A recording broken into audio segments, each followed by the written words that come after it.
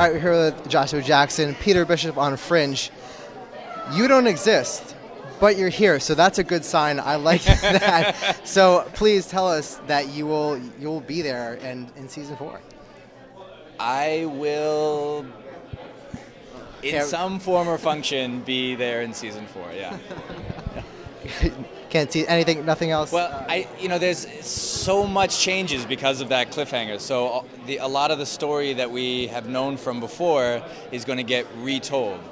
But of course, Peter isn't a part of that, so I don't want to give away the way in which they bring me back or how it is that I come to be back, because I think it's kind of a fun discovery. But I will be a part of season 4. That's awesome. I mean, how is the fan reaction to the panel? Well, the panel here is always, for us, the best part, no offense, of doing these things is the panel, because they're just so much fun. And our fans are not only into it, but they know the show backwards and forwards. So this year, I think we did the smartest thing. Last year, we did a lot of us talking, and this time was a lot of the audience talking, because the questions that the audience brings to the panel are just so much better than anything we can come up with. So they're a ton of fun. That's my favorite part of the day. What tends to be what the fans want to know the most?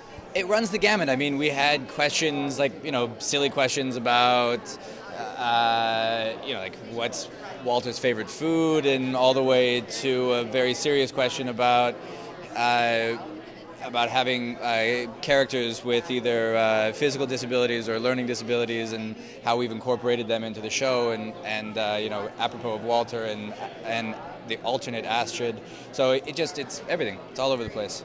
Have you got to explore the con at all? Well, we don't. The first year I was able to get around the con, but now that Fringe is actually on the air, it's a bit difficult to navigate the floor. So, and it's kind of a whirlwind. Like, we arrive, and then it's a full day worth of stuff, and then they yank us out. All right, well, it's great to see you. Glad that you're going to be back in the show. It's a pleasure. We're here with Seth Gabel, plays Lincoln Lee, who actually has been quite a popular character for our listeners and viewers. Oh, really? So yeah, awesome. So I guess congrats on becoming a series regular. First off, thank you. I know a lot of people are excited to see more of you. So how was the panel? This is your first Fringe panel. This is my first Fringe panel, my first Comic-Con experience, and it's been incredible. I mean, we work up in Vancouver, so we don't really have a touch on the pulse of what the audience thinks of the show, and I think the others do because they've been here before. But for me, we've just kind of been in a shell hiding up there, and for me to get to come out and kind of see everyone's reaction and how passionate they are and how much they actually notice, to see the attention to detail is incredible, because it just inspires us to put even more detail into the show and work that much harder, because we know that people are actually listening. It's a very intelligent audience, which is just a pleasure to know. Now, we've seen a little bit of the Blueverse Lincoln. Are we going to see more of him? Mm-hmm. Yeah, I love that Lincoln. That's my favorite Lincoln, because it's kind of how I feel on the inside at all times. We'll see more of him. We'll see more of the other Lincoln, and I'm hoping we get to see them collide at some point. All right, cool. Well, can't wait to check out season 4 of Fringe. Thanks for chatting with us. Thank you. Thanks. The panel was great. We had a lot of fun. The fans are really, really excited about next season. It was really exciting to see the reaction to Josh Jackson coming out, knowing that he will definitely be part of the show. And of course, Fringe being Fringe, there's no way of knowing how or how his character will interact, if he will come back the same way. And yeah, it was just a lot of fun. It was great having the fans meet Seth Gabel, as Seth Gabel for the first time. So yeah, it was great. So a little bit of a theory that we came up with. So as you should know, Redverse Broyles was killed. Yes. So, but now we're thinking, okay, so Peter no longer exists. So if that's the case, might there possibly be, Redverse Broyles back in the equation again? Well, given that Peter never existed, it's entirely possible. I mean, I can't say for sure, but it's entirely possible that there may be some version of Broyles that is out there besides our primary Broyles. Which version do you, I guess, prefer playing, or which is closer to yourself? Well, it's funny because when I think about which closer to myself, I mean, I don't like playing characters that are very close to myself.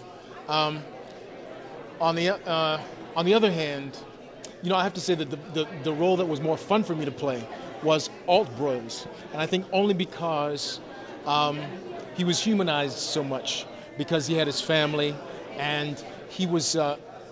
With primary broils, he's much more of an administrator, whereas alt broils was much more of kind of he was a colonel, but he was a colonel in the field a lot. We're back here once again this year with John Noble, who plays Walter Bishop on Fringe. Hi. Now, Peter Bishop, he no longer exists. How is that going to, change the character of Walter, and what can we expect from him in the next season? Well, as long as that exists, I mean, as long as he no longer exists in our consciousness, then you're going to see what Walter Bishop would have been like if he'd been taken out of St. Clair's, put to work, but without the saving grace of Peter, to make him human, to make him lovable, to make him funny. He's just that man that came out of the mental institution. That's not going to last forever, but that's where we start, with this sort of madman who's working for Olivia. So, I mean, are we going to see? Is there going to be explain why Walter went to the other universe without Peter? Other reasons for him. Well, to I mean, as far as I'm concerned, and I don't know this for sure, but I think he still had a son, Peter. I think so, and there was still a Peter on the other side. I think he lost his son and still went over to the universe to get him, but didn't succeed in saving the second one. That's my theory, and that's kind of makes absolute sense to me. So all of the read and like stuff of going in the lake, all held together, except that Peter didn't survive. Because otherwise the rift between the universes doesn't work. It's because Walter breached the universe that we've had all the trouble. That's my guess. I'm sticking to it. Which version of Walter do you prefer playing? Well, they're both great characters. Obviously, Walter gives me a lot more opportunities. I mean, he's very random, he's very free. I can do pretty well whatever I like with Walter, in terms of rhythmically and so forth. Walter is much more stitched up, but that in itself is really interesting to play, and therefore the interaction with other people is very different. I like them both. All right, thanks so much for chatting with us. Cheers. Thank you. All right, we're here with Anna Torv, who plays Olivia Dunham on Fringe. Okay, so season 4. Yes.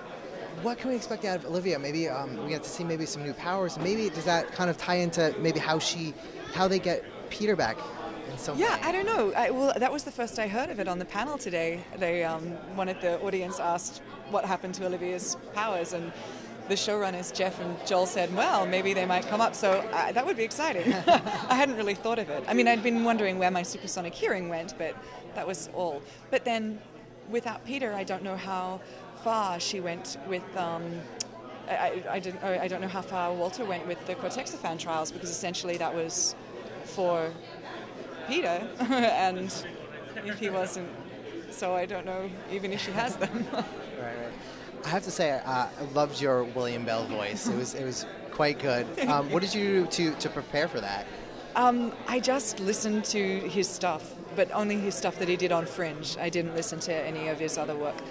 And then bit the bullet and jumped. I mean, I don't know. I just tried. You did fantastic. So Thank you very much. Thank you so much. Cheers. Nice to meet you. You too.